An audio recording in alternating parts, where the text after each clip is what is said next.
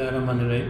आपका सवाल बुनियादी तौर पे मईशत की जानिब है, लेकिन इसके पीछे जो सबसे बड़ा फैक्टर है वो हमारा सियासी हुकूमतों का तसलसल ना होना है। हुकूमतें अपना वक़्त पूरा नहीं कर सकी, जबकि पिछली 2 असम्बलियों ने भी वक़्त पूरा किया और इस असम्बली का भी उम्मीद यही है कि वो अपना वक़्त पूरा करेगी। हुकूमत का तसलसल ना होना एक ऐसा अलमिया है कि जिसके बाद जो हुकूमत नहीं आती है वो नए सिरे से पॉलिसियाँ बनाती है, नए सिरे से वो हमें कन्विंस करती है कि मसाइल बढ़ चुके हैं और पाकिस्तान एक नाजुक दौर से गुज़र रहा है। इस नाजुक दौर के तकाज़े ये हैं कि हमें मज़ीद कर्ज़े लेने पड़ेंगे, हमें महंगाई करनी पड़ेगी, आपकी करेंसी डिवैल्यू करनी पड़ेगी और मुश्किल तरीन फ़ैसले करने पड़ेंगे।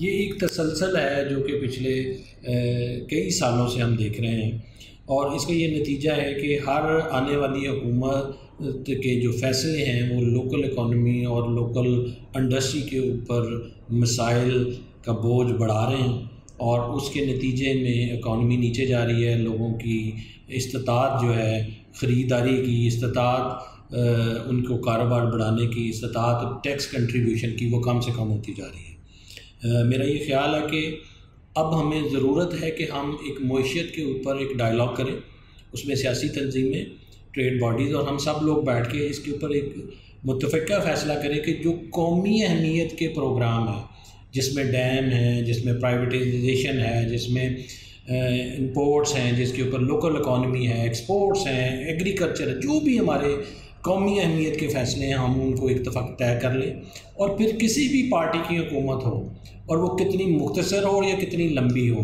हम उसके ऊपर अमल दरामद करेंगे। इंडिया में ये एक एग्ज़ाम्पल है कि जब एक पॉलिसी बनी जिसको मनमोहन सिंह ने बतौर फाइनेंस मिनिस्टर इंट्रोड्यूस किया, वो पॉलिसी की कंटिन्यूटी आज तक चल रही है। हुकूमत बीजेपी की हो, कांग्रेस की हो, किसी की भी हो, वो इकॉनमी के ऊपर उनका जो कंसेंसस है और उनके ग्रोथ के ऊपर जो कंसेंसस है वो आज भी आपको नज़र आता है। मेरा ये ख़्याल है कि ये राइट टाइम है कि अब हम बैठ के डायलॉग करें और इंटर ट्रेड डायलॉग भी होना चाहिए। हुकूमत जो पॉलिसियाँ बनाती हैं वो उनके ऊपर ट्रेड बॉडीज़ मुख्तलिफ ओपिनियन रखती हैं। अगर वो इंटर ट्रेड डायलॉग होगा उन पॉलिसीज़ के ऊपर हुकूमत के पास भी सही तजवीज़ें जाएंगी और उनको पता होगा कि किस चीज़ का किसको फ़ायदा और किसको नुकसान है। तो मेरा ये ख़्याल है कि जब तक हम लॉन्ग टर्म पॉलिसीज़ नहीं बनाएंगे, मुल्की मफाद के मुताबिक उनको लेके मुसलसल उनके ऊपर अमल दरामद नहीं करेंगे, ये क्राइसिस बढ़ता जाएगा।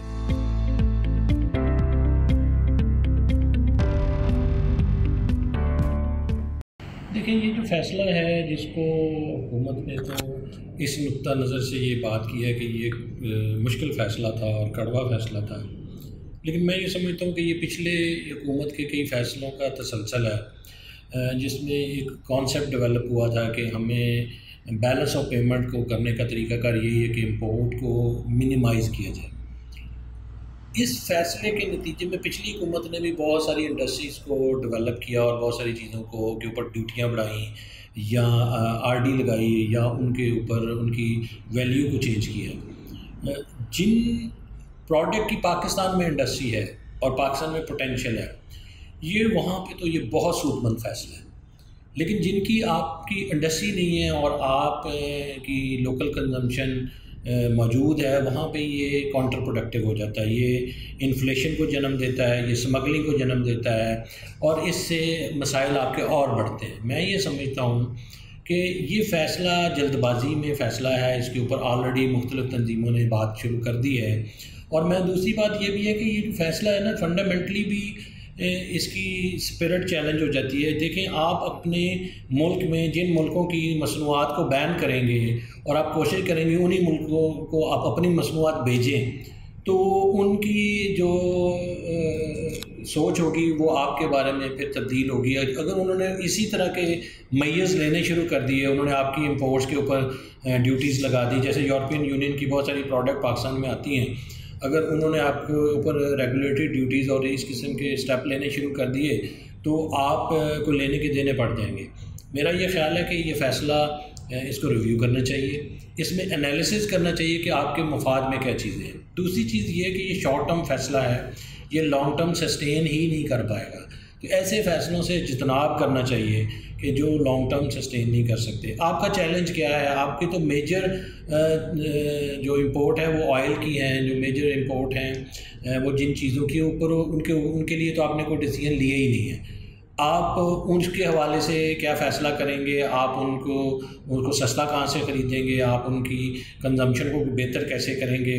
आपके मुल्क में इलेक्ट्रिसिटी पाकिस्तान में उसकी वेस्टेज के ऊपर कोई पॉलिसी नहीं आई, एनर्जी की कंजम्पशन के ऊपर कोई पॉलिसी नहीं आई, अल्टरनेट एनर्जी के ऊपर कोई पॉलिसी नहीं आई। अगर आई भी है तो पिछली गवर्नमेंट ने उसके ऊपर 17% लगा दिया। अच्छा हुआ इस गवर्नमेंट ने अनाउंस किया है कि सोलर के ऊपर उन्होंने 17% विड्रॉ किया, लेकिन अभी तक नोटिफिकेशन नहीं हुआ। तो मैं नहीं समझता कि ये जो फ़ैसला है इसका इकॉनमी को कोई ख़ास फ़ायदा होगा, बल्कि इससे महंगाई का तूफ़ान आएगा और जो लोग इस ट्रेड में हैं उन्होंने जो मार्केट डेवलप की हुई है उस मार्केट को नुकसान पहुंचेगा। इसी के साथ साथ एक और फैसला भी हुआ है कि इंटरेस्ट रेट को बढ़ाया गया। इंटरेस्ट रेट को बढ़ाने का जो फ़ैसला है ये पिछली गवर्नमेंट के भी पहले 2-3 सालों में ये हुआ और उनको बड़ी मुश्किल से कन्विंस किया गया कि भाई इंटरेस्ट रेट को सिंगल डिजिट में लेके आएँ अगर आप हेल्दी ग्रोथ चाहते हैं। आप सारा पैसा बैंकों के लिए और इंटरेस्ट रेट बढ़ा के लोगों की कॉस्ट ऑफ डूइंग बिज़नेस बढ़ा के इन्फ्लेशन को बढ़ाने की तरफ जोर ना दें। आप बेहतर है कि इसको सिंगल डिजिट पे लाएं। मैं समझता हूँ कि ये इंटरेस्ट रेट का फ़ैसला भी मुनासिब नहीं है। तो इस वक्त तक के जो फ़ैसले हैं ये पैनिक फ़ैसले हैं, सस्टेनेबल फ़ैसले नहीं हैं। इसके ऊपर डायलॉग होना चाहिए, डिस्कशंस होनी चाहिए। मैं उम्मीद करता हूँ कि अगर पॉलिटिकल स्टेबिलिटी आएगी तो फिर इसके ऊपर बातचीत हो सकेगी, अदरवाइज़ मौजूदा सूरत हाल में तो शायद ये मुमकिन नहीं है।